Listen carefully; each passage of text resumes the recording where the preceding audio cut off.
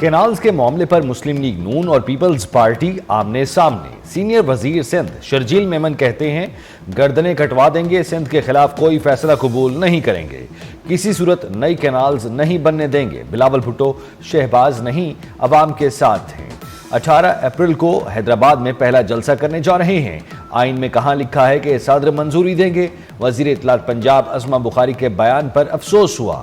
ایک منصب پر بیٹھ کر ایسے بیان دینا افسوسناک ہے، کوئی عقل مند انسان ایسا بیان نہیں دیتا۔ بلاول بھٹو نے کہا کہ بجٹ میں تب حمایت کریں گے جب پی ایس ڈی پی ہم سے شیئر کریں گے۔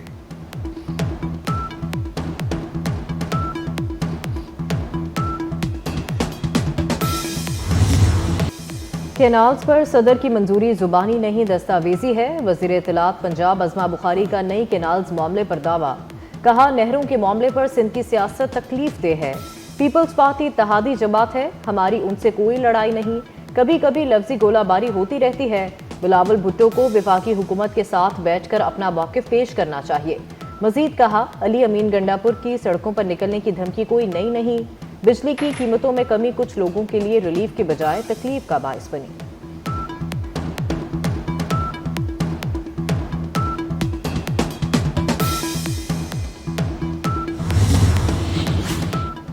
معیشت درست سمت میں گامزن ہو چکی، ملکی زر مبادلہ کے ذخائر میں اضافہ ہو رہا ہے۔ وزیر خزانہ محمد اورنگزیب پر امید کہتے ہیں افراط زر میں مسلسل کمی ہو رہی ہے، سرمایہ کاروں کا حکومتی پالیسیوں پر اعتماد بڑھ رہا ہے، یقینی بنا رہے ہیں کہ مہنگائی میں کمی کے اثرات عام آدمی تک پہنچے۔ آئی ایم ایف سے معاہدے میں تمام بینچ مارکس پورے کیے، آئی ایم ایف بورڈ کی منظوری کے بعد $1 ارب مل جائیں گے۔ رواں سال ٹیکس ریونیو میں 23.5% اضافہ ہوا۔ مقامی کپاس کا استحصال بند کیا جائے، پاکستان بزنس فورم کا وفاقی وزیر نیشنل فوڈ سیکیورٹی کو خط، ہنگامی اقدامات کا مطالبہ۔ صدر خواجہ محبوب الرحمان نے خط میں کہا حکومت مقامی کپاس پر جی ایس ٹی فوری ختم کرے، کپاس کی مقامی صنعت کو اٹھانے کے لیے ایک جامع پالیسی ترتیب دی جائے۔ اس وقت کپاس کے کاشتکار کو غلط پالیسیوں نے باندھا ہوا ہے، مقامی پیداوار سے ہمیں کم از کم سالانہ 1.50 کروڑ گانٹھوں کا ٹارگٹ پورا کرنا ہے۔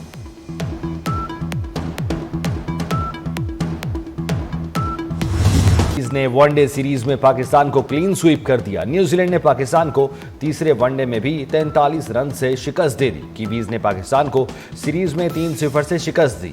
265 رنز کے ہدف کے تعاقب میں پاکستانی ٹیم 221 رنز بنا سکی۔ بابر اعظم نے 50 رنز بنائے، محمد رضوان 37، عبداللہ شفیق 33 رنز بنا کر آؤٹ ہوئے، سلمان آغا 11، عثمان خان 12، فہیم اشرف 3 رنز بنا کر آؤٹ ہوئے۔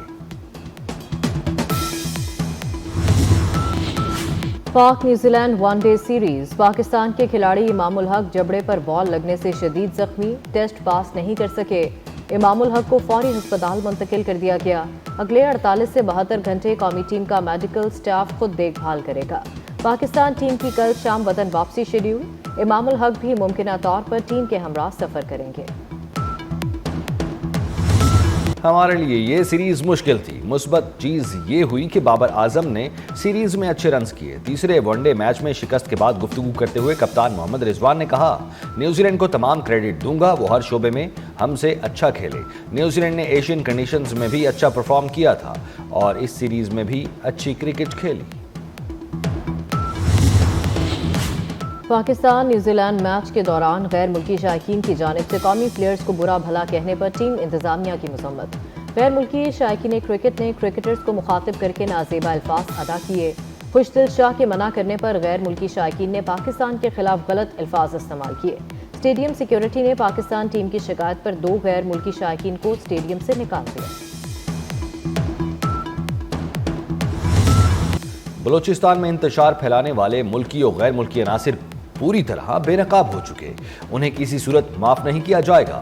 Army chief general Asim Munir کا 2 ٹوک پیغام، کور کمانڈر کانفرنس سے خطاب میں کہا کسی کو بلوچستان کے امن میں خلل ڈالنے کی اجازت نہیں دی جائے گی۔ بلوچستان کے استحکام اور خوشحالی میں خلل ڈالنے والے مذموم سیاسی مفادات اور سیاسی عناصر کو بلوچ عوام کی غیر متزلزل حمایت سے ناکام بنایا جائے گا۔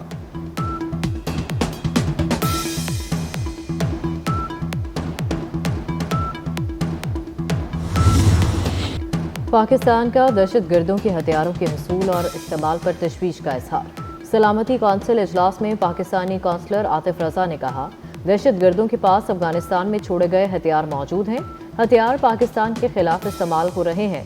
कलादम TTP अफगानिस्तान से बिला रोक टोक कार्रवाइयाँ करती है, दहशत गर्द ग्रोहों को हथियारों की रसाई को रोका जाए।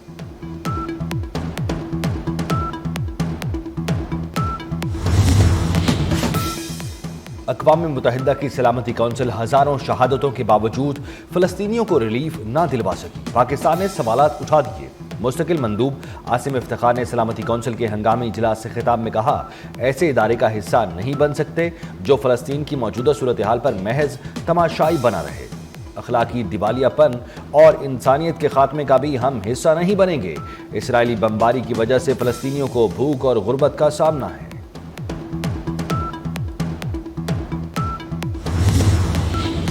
सदर आसिफ अली जरदारी की तबीयत में बेहतरी। सीनियर डॉक्टर्स की टीम ने चेकअप के बाद सदर मुमलिकत की तबीयत को बेहतर करार दिया।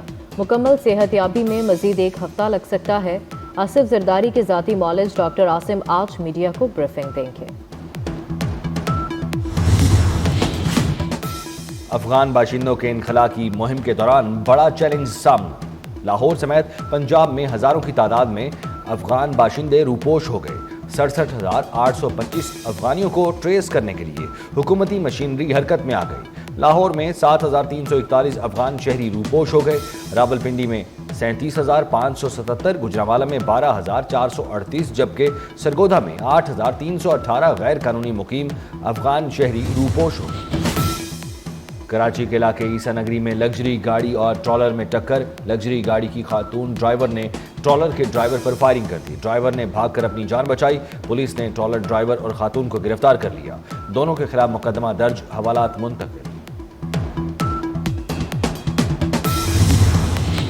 अमरीकी सदर ने ईरान को बराह रास्त मुज़ाकरात की पेशकश कर दी। सहाफ़ियों से गुफ्तगू में सदर ट्रंप ने कहा, ईरान मुसालिहत कारों को इस्तेमाल करना चाहता था, मगर शायद अब ऐसा नहीं। उम्मीद है ईरान बराह रास्त बातचीत पर आमादा हो जाएगा। इससे पहले ईरान ने बराह रास्त बातचीत का इम्कान मुस्तरद कर दिया था। अरब मीडिया के मुताबिक ईरान और अमरीका का बिलावास्ता बातचीत पर इत्तफाक कर लिया गया।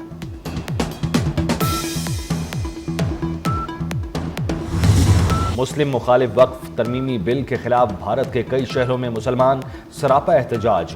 उधर लोकसभा के बाद राज्यसभा ने भी वक्फ तरमीमी बिल को मंजूरी दे दी। सदर के दस्तखतों के बाद बिल कानून बन जाएगा। कांग्रेस रहनुमा राहुल गांधी ने बिल को मुसलमानों की जायदादें जब्त करने की साजिश करार दे दिया।